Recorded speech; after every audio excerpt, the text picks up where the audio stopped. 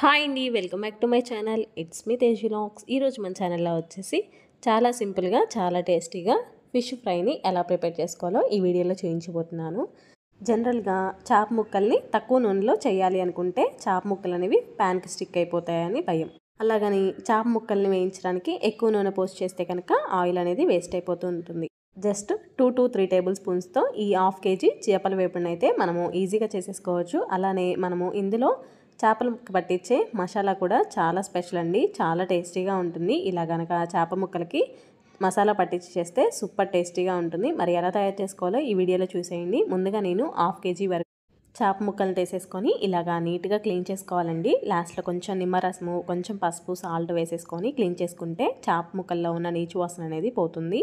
ఇలాగా నీట్గా క్లీన్ చేసేసుకొని ఒక ప్లేట్లోకి అయితే తీసుకొని పక్కన పెట్టేసేయండి. చేప ముక్కలు అనేవి ఇలాగా కొంచెము సన్నగానే కట్ చేయించుకోవాలి. అప్పుడే మనకి చేప ముక్కలు అనేవి త్వరగా వేగుతాయి. ఇప్పుడు ఇందులోకి మసాలాని అయితే ప్రిపేర్ చేసుకుందాము. ఒక బౌల్ తీసేసుకొని అందులోకి 1.5 టీ స్పూన్ వరకు కారం, 1 టీ స్పూన్ వరకు సాల్ట్, 1/2 టీ స్పూన్ వరకు పసుపు, 1 టీ స్పూన్ వరకు ధనియాల పొడి, 1/2 టీ స్పూన్ వరకు జీలకర్ర పౌడర్, 1/2 టీ స్పూన్ వరకు పెప్పర్ పౌడర్, 1/2 టీ స్పూన్ వరకు గరం మసాలాను కూడా వేసేసి ఆ తర్వాత బైండింగ్ కోసం 1 లేదా 2 టేబుల్ స్పూన్స్ వరకు కార్న్ఫ్లోర్ని కూడా వేసేసి 1 టేబుల్ స్పూన్ వరకు ఆయిల్ని కూడా వేసేసుకోండి. ఆ తర్వాత అరచెక్క వరకు నిమ్మరసాన్ని కూడా పిండేసేసుకొని ఫ్రెష్గా దంచుకొని పెట్టుకున్న 1 టేబుల్ స్పూన్ వరకు అల్లం వెల్లుల్లి పేస్ట్ని కూడా వేసేసి జస్ట్ ఒక 2 to 3 టేబుల్ స్పూన్స్ వరకు వాటర్ని కూడా పోసేసి ఈ మసాలాని అంతా బాగా మిక్స్ చేసేసుకోవాలి.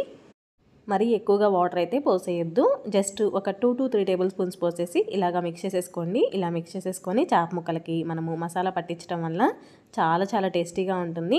చేపలు ఫ్రై చేసుకోవడానికి మన సీక్రెట్ మసాలా అయితే రెడీ అయిపోయింది. ఇప్పుడు నీట్గా క్లీన్ చేసుకొని పెట్టుకున్న చేప ముక్కల్ని ఒక వెడల్పుగా ఉన్న ప్లేట్లో కానీ లేకుంటే వెడల్పుగా ఉన్న గిన్నెలోకి కానీ తీసేసుకొని మనము మిక్స్ చేసుకొని పెట్టుకున్న మసాలా ముద్దని చేప ముక్కలకి నీట్గా మొత్తము అప్లై చేసేసుకోవాలండి. ఎక్కడ గ్యాప్ అనేది లేకుండా ఇలాగా చేప ముక్కలకి కోటింగ్ అయితే ఇవ్వాలి. ఇలాగా మొత్తము అప్లై చేసేసుకున్న తర్వాత ఇప్పుడు ఈ చేప ముక్కల్ని 1 లేదా 2 గంటల పాటు ఫ్రిడ్జ్లో పెట్టేసుకుంటే చేప ముక్కలు అనేవి మంచిగా వేగుతాయి. అలానే చేప ముక్కలకి ఉన్న మసాలా కూడా ఆయిల్లో నుంచి ఊడిపోకుండా ఉంటుందండి. చూడండి, నేను 1 అవర్ తర్వాత మీకు ఫ్రిడ్జ్లో నుంచి బయటికి తీసి చూపిస్తున్నాను.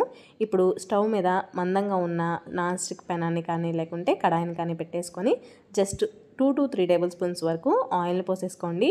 ఆయిల్ అంతా ఇలాగా ప్యాన్ అంతా స్ప్రెడ్ చేసేసుకోవాలి.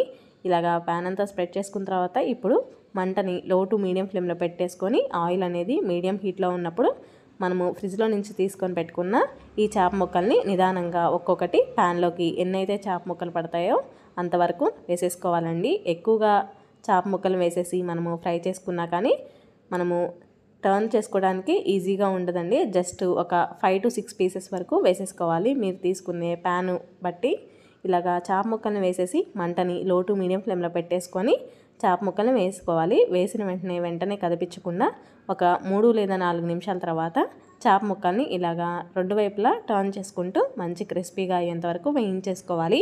మంటని మాత్రం మీడియం ఫ్లేమ్లో పెట్టేసుకొని చేప ముక్కల్ని వేయించేసుకోండి. అదే మీరు లో ఫ్లేమ్లో పెట్టేసి చేప ముక్కల్ని వేయించేస్తే కనుక టైం అనేది చాలా టైం పడుతుంది. అదే మీరు హై ఫ్లేమ్లో పెట్టేసి చేప ముక్కల్ని వేయించేస్తే పైన మసాలా అనేది మాడిపోయి పైన క్రిస్పీగా ఉంటుంది, లోపల అలానే పచ్చిగా ఉంటుందండి. మంటని మాత్రం మీరు మీడియం ఫ్లేమ్లో పెట్టేసుకొని చేప ముక్కల్ని మంచి క్రిస్పీగా అయ్యేంత వరకు వేయించేసుకోవాలి.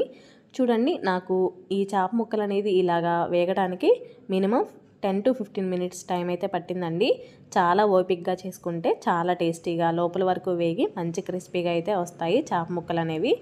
చూడండి, 15 to 20 మినిట్స్ తర్వాత చేప ముక్కలు అనేది మనకి మంచిగా క్రిస్పీగా అయితే వేగి ఉన్నాయి. ఇప్పుడు మనం చేసుకున్న ఫిష్ ఫ్రై అనేది మరింత రుచిగా మరింత కలర్ఫుల్గా కనిపించడానికి ఒక 2 లేదా 3 రెమ్మల వరకు కరివేపాకును వేయండి. ఇలాగా కరివేపాకు వేసుకొని ఫిష్ ఫ్రై చేసుకోవటం వల్ల మంచి ఫ్లేవర్ అయితే వస్తుంది.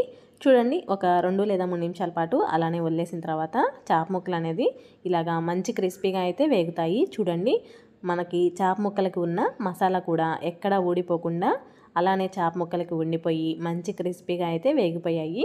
ఇలాగా ఒక 20 మినిట్స్ పాటు మీడియం ఫ్లేమ్లో 2 వైపులా క్రిస్పీగా వేగుతూ వేయించేసుకుంటే చేప ముక్కలు అనేవి చాలా క్రిస్పీగా రెడీ అయిపోయాయండి. ఇప్పుడు ఈ చేప ముక్కల్ని ఒక టిష్యూ ఉన్న ప్లేట్లోకి తీసుకొని పక్కన పెట్టేసేయండి. ఏదైనా ఎక్స్ట్రా ఆయిల్ ఉంటే కనుక ఆ టిష్యూ పేపర్ అనేది అబ్జర్వ్ చేసేసుకుంటుంది. ఇలానే మిగిలిపోయిన ఫిష్ ముక్కల్ని కూడా సెకండ్ బ్యాచెస్ కింద వేసేసుకొని నేను చెప్పినట్లుగా మంటని మీడియం ఫ్లేమ్లో పెట్టేసుకొని వేయించేసుకుంటే సూపర్ టేస్టీగా ఉండే ఫిష్ ఫ్రై అయితే రెడీ అయిపోయింది. మరి ఎప్పుడైనా మీరు ఇంట్లో ఒకసారి ఫిష్ ఫ్రై చేయాలి అనుకుంటే ఇలాగా నా స్టైల్లో ఒకసారి చేసి చూడండి.